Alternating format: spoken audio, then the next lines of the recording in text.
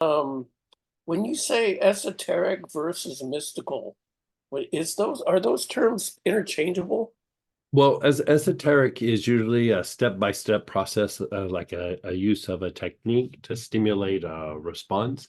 Mystical is doing something from the inside out, where you're kind of almost like stepping away Oh, from technique, and you're doing something from the inside out, really without a technique, but you're developing an ability. Like, well, esoteric will, depending on your ability, that's how well the technique will be executed.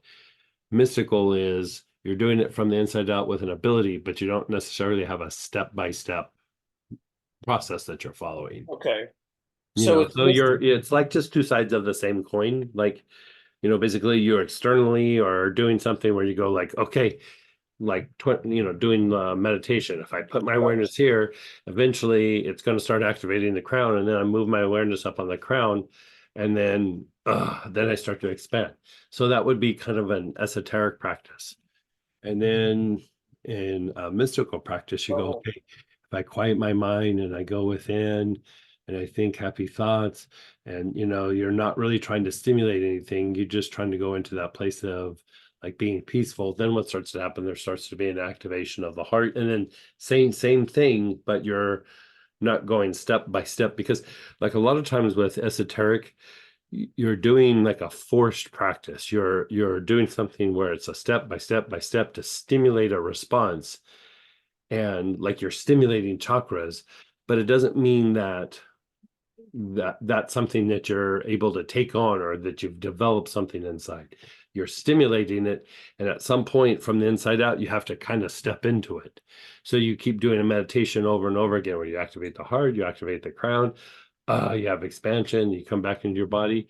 So it feels good, but at some point you're stimulating the heart chakra, for example, and at some point you have to step into where, like, okay, I'm going to be more loving, I'm going to be more compassionate, I'm going to be, I'm going to practice loving kindness, I'm going to practice tolerance, and then all of those, it makes the heart bigger, and it kind of stays right. So a lot of times we will go back and forth between the two, but it's just like one's from the outside in and the other one's from the inside out, oh, good. if that That's makes good. sense.